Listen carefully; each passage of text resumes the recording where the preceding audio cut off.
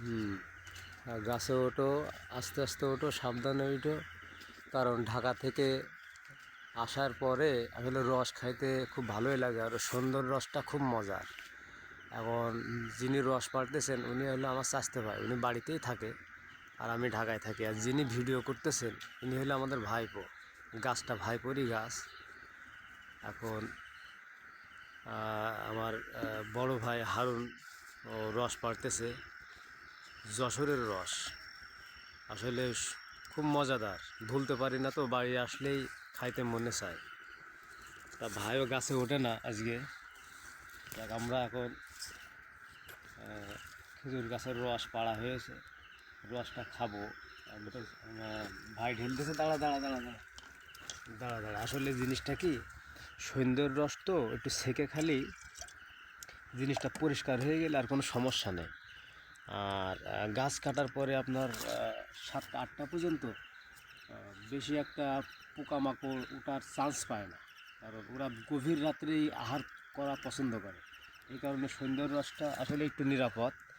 আর আপনার খুবই পরিষ্কার, আর কালারটা দেখবেন ঠিক গুড়ের মতো কালার, সন্ধ্যের রস বলে এটা। এই রসটা আপনি সকালে যে রসটা, এটা যদি আপনি 2 গ্লাস খান, আর সন্ধ্যের রস অর্ধেক খাইলেই তাতেই আনা। আর এই রসটাই অরিজিনাল রসই মনে করা হয়। যশোরের বিখ্যাত রস হলো সন্ধ্যের রস। গানেও আছে, সন্ধ্যের রস ঝেড়ে এনে বোরে খাওয়াম, এরকম একটা গানও আছে। আসলে সারা জীবন আমরা ঢাকা শহরে ভেজালের জিনিস খাইতে খাইতে মানে এই রসের কথা আর ভোলা যায় না। আর ওই রসটাই বাদ দিতে হয়, এই রসটাই ধরতে হয়। তা পৃথিবীর সব জিনিসই রসের সঙ্গেই সব কিছুই মিলে যায়।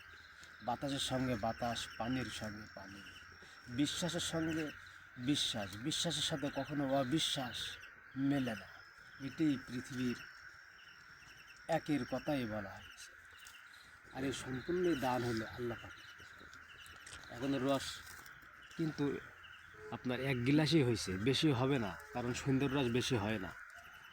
আর রস পাড়া শেষ, এখন ভাই গাছে উঠে যাচ্ছে। আপনারা দেখেন আমাদের এইখানে রাত্রে গাছে ওঠা একটু রিস্ক থাকে, তবুও হার্ট ভালো থাকলে গাছে ওঠা যায়, হার্ট উইক থাকলে একটু সমস্যা হয় আর কি। তা আমার বড় ভাই হার্ট অনেক স্ট্রং আছে। দেখে মনে হচ্ছে হ্যাঁ সে আরও 2-3টা গাছে উঠতে পারবে, কিন্তু লাস্টে কি আমারই কি উঠতে হয়, চিন্তা ভাবনা এরকম।